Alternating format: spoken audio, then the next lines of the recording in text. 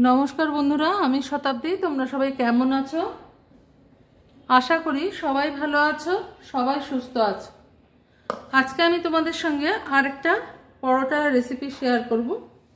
तो नामटा देखेई हयतो तोमरा बुझे गेछो किसेर परोटा।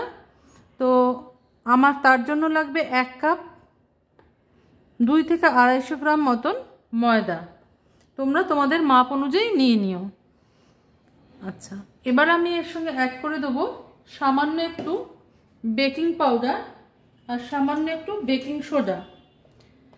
1 कप मयदार जोन्नो आमी 1 चा चामच बेकिंग पाउडार ऐड करे दिलाम और 1/4 टीस्पून आमी ऐड करे दिलाम बेकिंग सोडा और ऐड करे देबो खावा नुन। नुनटा स्वाद मतन देबे और तोमरा चाइले एकटूखानी चिनिও ऐड करे दिते पारो। चिनी दिले कि हय रुटिटा खेते अनेक बेशी भालो लागे। 1 चा चामच मतन चिनी आमी एते ऐड करे दिलाम। तो मिष्टिटा जदि केउ खाओ देबे, भालो ना लागले देबे ना। समग्र उपकरणगुलो आमी एकसाथे मिशिये नेब। निये एबार तोमरा किन्तु एर मধ্যে टक दई ऐड करते पारो, भालो लागे। आमी ऐड करलाम ना आजके। ऐड करते पारो गरम दूध दिएও मेखे नेय।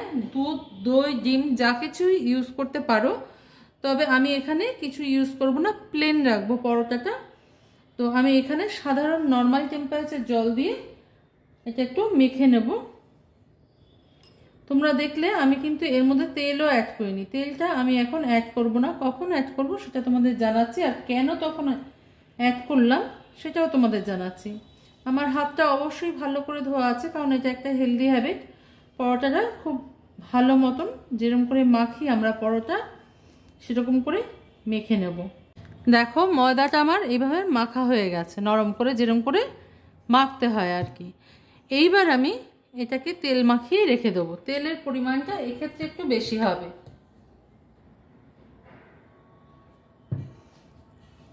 প্রায় 1 টেবিল স্পুন মতন তেল মাখিয়ে আমি রেখে দিলাম এটাকে। এটা আমি ঢাকা দিয়ে দেবো। এবার পরোটাটা রেস্টে থাকা অবস্থায়, যে মাখাটা ডোটা আমি তৈরি করেছি ওটা রেস্টে থাকা অবস্থায় এবার আমরা কিমাটা তৈরি করে নেব। কড়াইতে দিয়ে দিয়েছি 1 চামচ পরিমাণ সাদা তেল। এই রান্নাটা পুরোটাই সাদা তেলে হবে, সেই জন্য আমি দিয়ে দিয়েছি।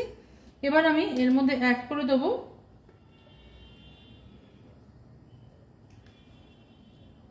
1 চা চামচ পরিমাণ আদা রসুন বাটা।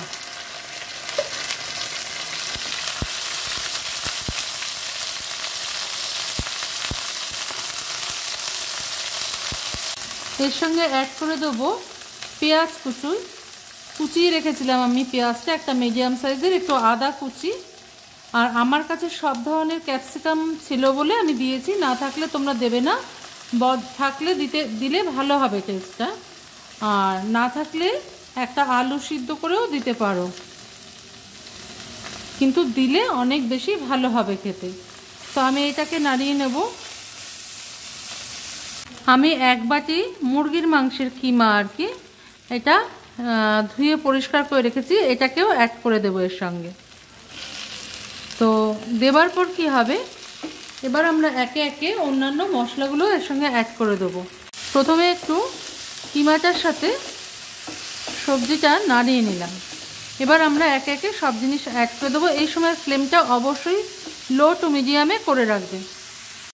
দিয়ে দেবো এখানে একটুখানি নুন স্বাদ মতন, যে যা স্বাদ মতন নেমে, কারণ ময়দাতেও তো আমরা নুন দিয়েছি। দিয়ে দেবো একটুখানি হলুদ,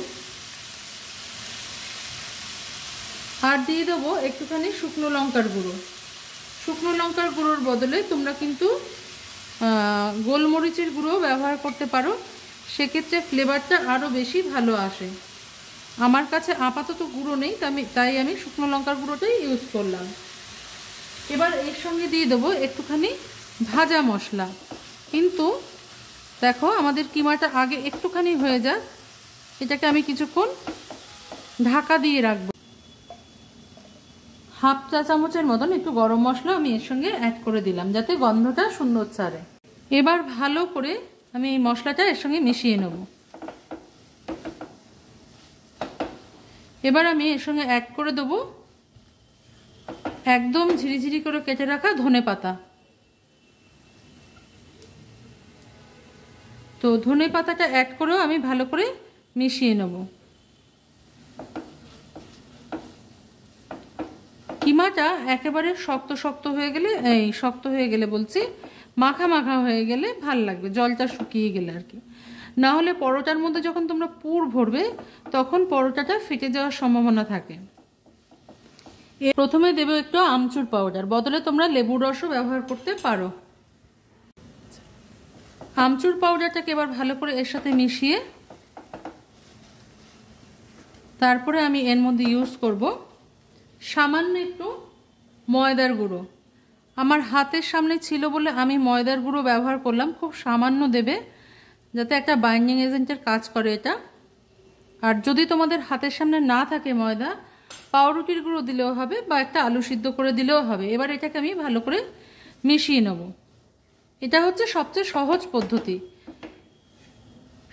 নিয়ে নিয়েছি ঠিক এতটুকু পরিমাপে একটা কিমার বল, মানে ওটাকেও আমি বলের সাইজে তৈরি করে নিয়েছি। এবার দেখো এই তেল দিয়ে আমি 4-5টা দিলাম, দিয়ে এটাকেই আমি এরকম করে মুড়ে নেব, এরকম করে মুড়ে নেব।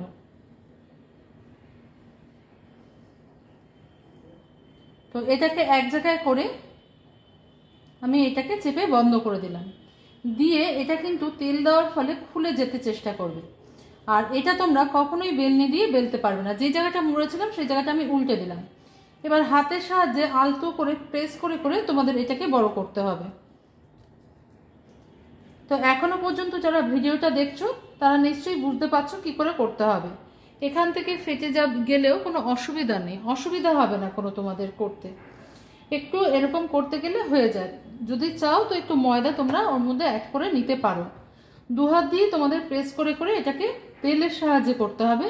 তো দেখো প্রথম পরোটাটা আমার সেকা হয়ে গেছে। এবার এর মধ্যে আমি সাদা তেল দিয়ে ভেজে নেবো। আমি পুরো কাজটাই আজকে সাদা তেলেই করব। দেখো কিমার পরোটা আমাদের রেডি। তো এটাকে আমি সরিয়ে নেবো, দিয়ে দেবো আরেকটা। এটা আমি তোমাদের একটু সেকে দেখালাম, আরেকটা আমি সেকে নিই, তবে ভাজবার সময় দেখাচ্ছি। এটাই আমার লাস্ট পরোটা। এটা আমি 3টে হয়েছিল আমার, এটা আমি ডাইরেক্ট তেলের উপরে দিয়ে দিলাম। ভালো করে তেলের মধ্যে ঘুরিয়ে নেবে। এটাকে ভালো করে হাত দিয়ে পারলে চেপে দেবে, না হলে ওরকমই থাকবে। একটু সাবধানে এগুলো করতে হয়, এই পরোটাগুলো একটু সাবধানে করতে হয়। আমি আঁচটা একটু বাড়িয়ে দিলাম, একদম লোতে করা ছিল। দেখো তোমরা আমার 3টে পরোটাই ভাজা হয়ে গেছে। এটা দেখতে যেমন সুন্দর, খেতেও তেমন সুন্দর হয়। একবার তোমরা অবশ্যই বাড়িতে চেষ্টা করে দেখবে। একটা আমি তোমাদের একটু কেটে দেখিয়ে দিচ্ছি। প্রচণ্ড গরম রয়েছে এখনো, তবু আমি একটা তোমাদের জন্য ভেঙে দেখিয়ে দিচ্ছি। দেখো কত সুন্দর হয়েছে এর ভেতরটা, দেখে নাও তোমরা। এটা খেতেও দারুণ সুন্দর হয়, একবার অবশ্যই বাড়িতে ট্রাই করবে। গরম বলে দেখো খুব সুন্দর হয় খেতে, একবার বাড়িতে ট্রাই করবে। দোকানের কেনা খাবারের থেকে অনেক সুন্দর হয়। যখনই মুখরোচক কিছু খেতে ইচ্ছা করবে তখন তৈরি করবে। অল্প খাও, ভালো খাও, সুস্থ থাকো। আজকে এই পর্যন্তই, দেখা হচ্ছে পরের দিন অন্য কোনো রেসিপি নিয়ে তোমাদের সঙ্গে। সবাই ভালো থেকো, সুস্থ থেকো।